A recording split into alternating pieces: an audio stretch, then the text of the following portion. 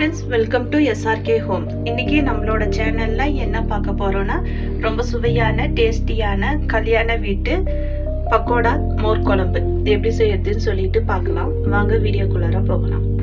Okay friends, இன்னைக்கு பக்கோடா மோர் குழம்பு செய்யறதுக்கு இந்த மாதிரி ஒரு மிக்ஸி ஜார்ல ஒரு கப்பு கடலைப்பருப்பை ஒரு 1.5 ஹவருக்கு முன்னாடியே ஊற வச்சு வச்சிருக்கேன். அதை இது கூட சேர்த்திக்கலாம். அடுத்து இதில் ஒரு 3 வரமிளகாய், 1/2 ஸ்பூன் சோம்பு, 1 ஸ்பூன் சீரகம், 1 ஸ்பூன் சால்ட்டு சேர்த்திட்டு இது தண்ணி ஊத்தாம நம்ம வடைக்கு அரைக்கும்போது அந்த மாதிரி கொரகொரப்பா அரைச்சிட்டு வந்துடலாம்.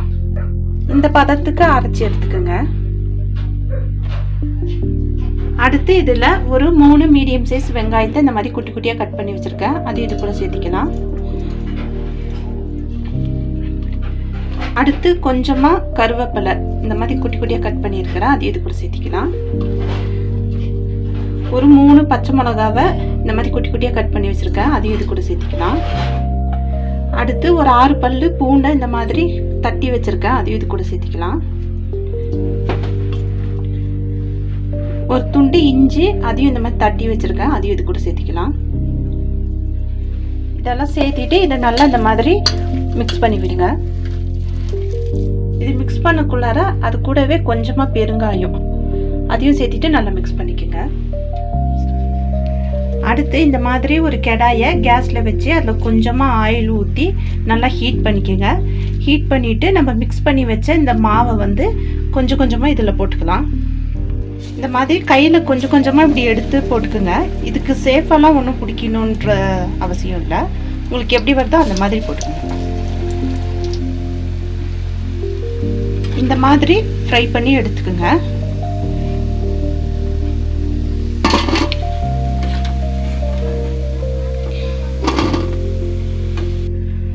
மீதி இருக்கிற மாவையும் இதே மாதிரி எண்ணெயில் போட்டு எடுத்துக்கலாம்.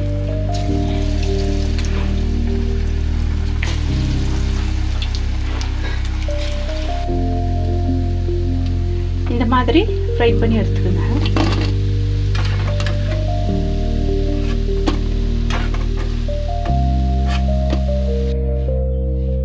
இந்த மாதிரி எல்லாத்தையும் ஃப்ரை பண்ணி எடுத்துக்கோங்க. அடுத்து ஒரு மிக்ஸி ஜாரில் ஒரு 4 ஸ்பூன் துருவிய தேங்காய்,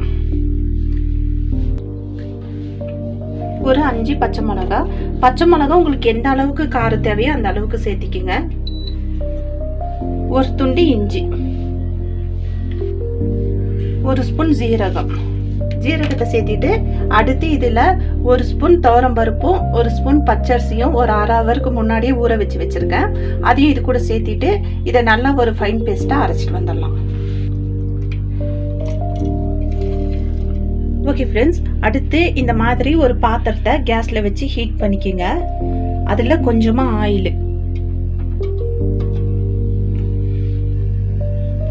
ஆயில் ஹீட் ஆனனும் அதில் கொஞ்சமாக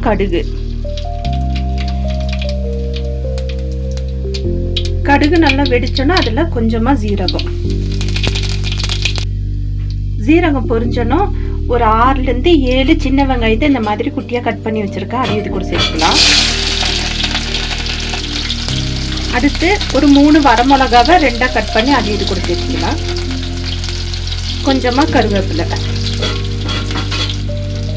1/4 ஸ்பூன் மஞ்சள்தூள், கொஞ்சமாக பெருங்காயம் சேர்த்திட்டு இதை நல்லா கோல்டன் ப்ரௌனாக வதக்கி விடுங்க. அடுத்து இதில் நம்ம அரைச்சி வச்ச இந்த பேஸ்ட் அதையும் இது கூட சேர்த்திக்கலாம். அடுத்து இது கூடவே ஜார்லேயே கொஞ்சமாக தண்ணி சேர்த்திட்டு அந்த தண்ணி இது கூட சேர்த்திக்கோங்க. சேர்த்திட்டு இதோட பச்சை ஸ்மெல் போகிற அளவுக்கு நல்லா வதக்கிக்கலாம். இதை நல்லா இந்த மாதிரி வதக்கி விட்டுட்டு அடுத்து இதில் கொஞ்சமாக தண்ணி சேர்த்திக்கலாம். தண்ணி சேர்த்து இதை நல்லா மிக்ஸ் பண்ணி விட்டுட்டு ஒரு 5 நிமிஷம் கொதிக்க விடுங்க. இதில் நம்ம வந்து பச்சரிசி துவரம்பருப்பெல்லாம் அரைச்சி சேர்த்தி இருக்கிறனால இது கொஞ்சம் கட்டியாகும். ஓகே ஃப்ரெண்ட்ஸ், இது இந்த மாதிரி நல்லா இப்படி கொதி வந்தாலும் கேஸை வந்து சிம்மில் வச்சுக்கோங்க.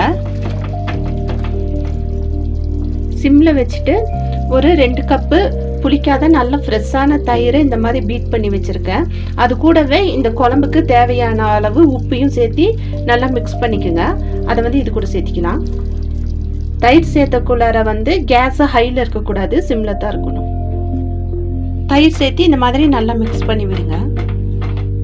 நல்லா மிக்ஸ் பண்ணிவிட்டு இந்த ஸ்டேஜில் உப்பெல்லாம் செக் பண்ணிக்கோங்க. இது லைட்டாக இந்த மாதிரி கொதி வர ஆரம்பிக்கும் போது கேஸ் ஆஃப் பண்ணிடுங்க. ஆஃப் பண்ணிவிட்டு நம்ம ஃப்ரை பண்ணி வச்ச இந்த பக்கோடாவை இது கூட சேர்த்திடலாம்.